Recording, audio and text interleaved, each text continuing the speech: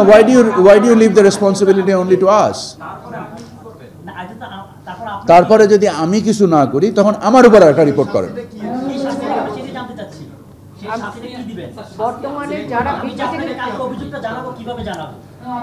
আপনার রিপোর্টেই তো অভিযোগ। আপনি যখন মনে করেন যে আপনার রিপোর্টের পরে কোনো ব্যবস্থা হয়নি, তখন আপনি আমার উপর একটা রিপোর্ট করবেন। সরি,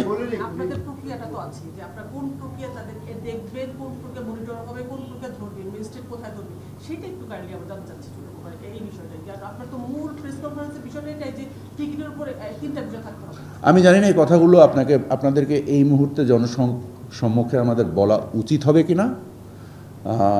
আপনাদের মনের মধ্যে আপনি কেন হাসছেন, I don't really know. I mean, please do not make jokes out of my discussions. I am a pretty serious person and what I do day and night, I work very solid. You're still laughing. So if you মানে আমরা যেটা চিন্তা করছি, যদি আপনারা মনে করেন যে না, যে আমরা এই ট্রাভেল এজেন্টগুলো যাদেরকে আমরা পাবো, এদের প্রত্যেকের ট্যাক্স ফাইল ওপেন করব, this is number one. So এখন এইভাবে যদি আমি বলতে শুরু করি আপনাদেরকে, তাহলে সমস্যাটা আমি শুরু করার আগেই অন্য ধরনের সমস্যা তৈরি হবে। স্যার, আমাকে একটু সময় দেন, এতটুকু নিশ্চিত থাকেন যে কেউ এই ছাই দেওয়া হাত থেকে বেরিয়ে যেতে পারবে না। whoever he is, it does not matter.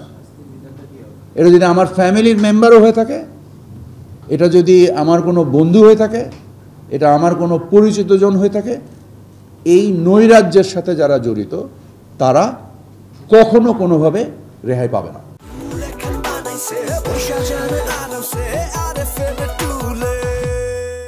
Flight expert শুধু একা না, ওনার বাবার প্রতিষ্ঠান হচ্ছে মক্কা ট্রাভেলস।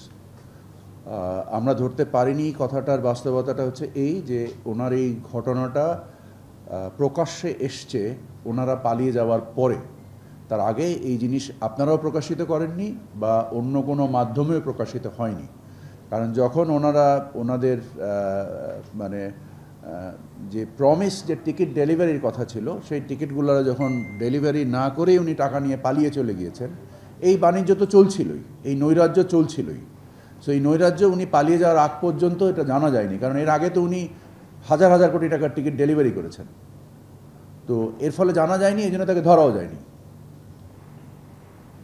দ্বিতীয় যদি কোনো প্রশ্ন, তবে নিশ্চয়ই আমরা এটা ইন্টারপোল সহ আমাদের ওনাদের যে টাকা আয়টাতে এবং যে টাকা ব্যাংকিং সিস্টেমে আটকে দেওয়া সম্ভব হয়েছে, আমরা সেই টাকা আটকে দিয়েছি। আমরা আমার আলোচনায় প্রথমেই বলেছি যে আমরা একেবারে 360 ডিগ্রি অ্যাঙ্গেল বলতে যেটা বোঝায়, আমরা সামগ্রিকভাবে এই নৈরাজ্যকে থামাতে চাই এবং এই উদ্দেশ্যে আমরা প্রথম আইন এবং এর সাথে অংশীজন আকারে যারা এর সাথে সংশ্লিষ্ট এয়ার অপারেটার্স, যতগুলো এজেন্সি আছে, প্লেন এয়ারলাইন্স আছে বাংলাদেশে, এদের প্রত্যেকের সাথে আমরা বসেছি।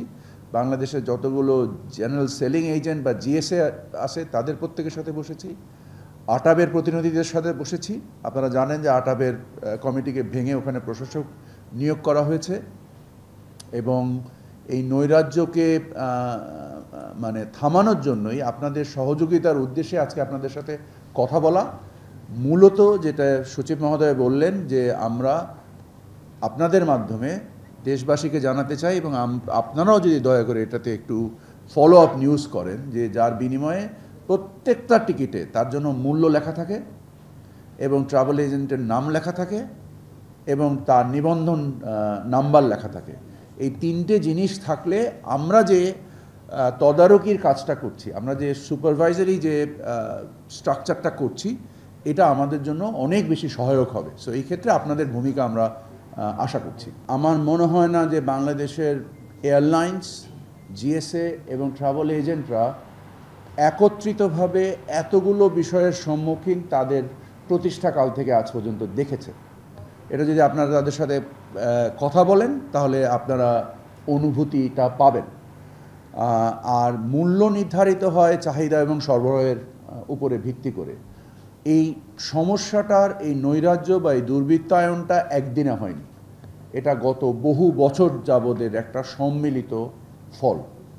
কিছু সাধু দুষ্টু মানুষ এটার সাথে সংশ্লিষ্ট, যারা এই নৈরাজ্য করার ভিতরে হাজার হাজার কোটি টাকা দেশ থেকে পাচার করেছে এবং এই দরিদ্র জনগোষ্ঠীকে একটা নিদারুণ কষ্ট দিয়েছে।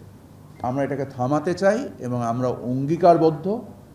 আমাদের প্রধান উপদেষ্টা এখানে যখন আমি হেঁটে আসছিলাম, উনি তখনও এই বিষয়ে স্পেসিফিক, উনি জানেন না যে আমাদের সাথে আজকে এই বিষয়ে আমরা এই কাজ করছি, এই বিষয়ে কিছু নির্দেশনা অলরেডি উনি আমাকে দিয়েছেন। সো আপনারা বুঝতে পারছেন যে সরকার প্রধান থেকে শুরু করে সকলে এই বিষয়ে একত্রিতভাবে কাজ করছে এবং আমরা আশা করি যে আমরা যেহেতু জিনিসটাকে শুধু দুটো লোককে ধরে আমরা এই সমস্যার সমাধান করতে চাচ্ছি না, আমরা একদম সামগ্রিকভাবে সমস্যার সমাধান করতে যাচ্ছি। আমরা যখন এয়ার অপারেটরদের সাথে বসেছি, আমরা যখন জিএসএদের সাথে বসেছি, আমরা তিনটে কথা তাদেরকে বলেছি।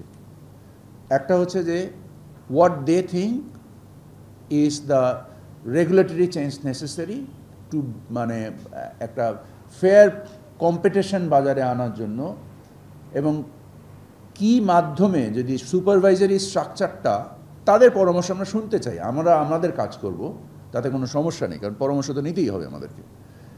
আরেকটা হচ্ছে ভলেন্টারি কমপ্লায়েন্স, ওনারা নিজের তরফ থেকে নিজস্ব উদ্যোগে কি কমপ্লায়েন্স ওনারা মেনটেন করবেন, এই একটা শিডিউল আমরা জানতে চেয়েছি।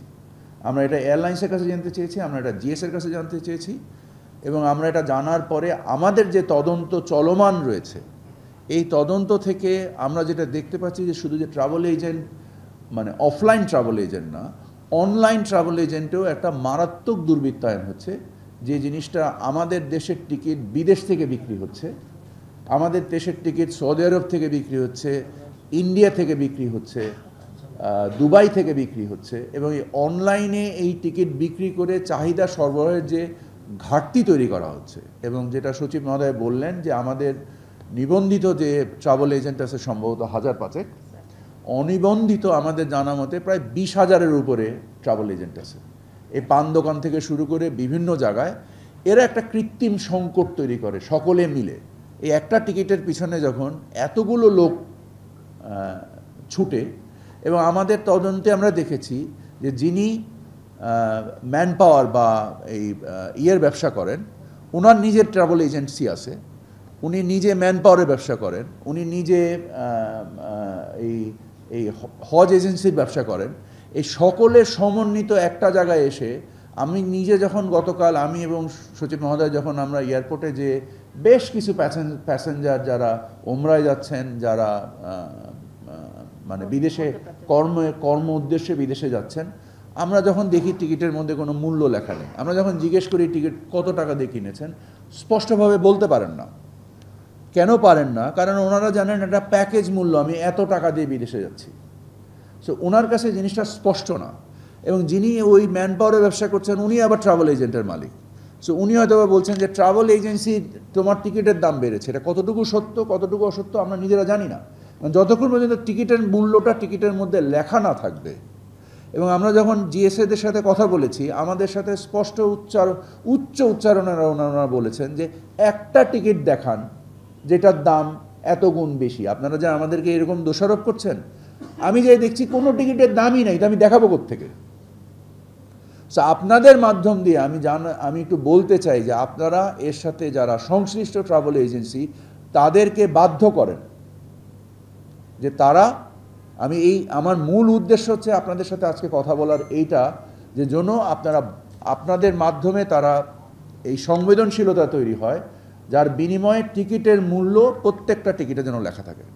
তার ফলে আমাদের সুপারভাইজারি যে অ্যাকশন, তখন সেটা আরও অনেক বেশি প্রোডাক্টিভ হবে। আমি আশা করি আপনার প্রশ্নের জবাব দিয়েছি। এখানে বড় ছোট বলে কোনো কথা নেই, কথা হচ্ছে দুর্বৃত্ত এবং দুর্বৃত্ত না।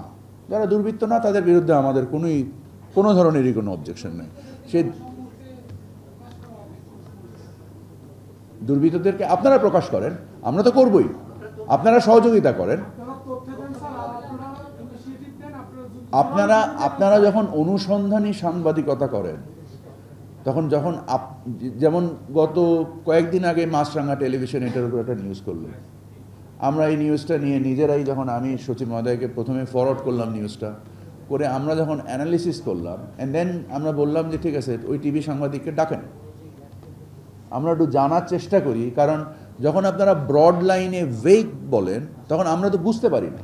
এতে জনগণের মধ্যে এক ধরনের মানে চাঞ্চল্য তৈরি হয়, কিন্তু এই তথ্য যখন মানে অ্যাকশনেবল না হয় তখন অনেক সময় আমরা নিজেরাও বুঝতে পারি না যে আসলে করণীয়টা কী।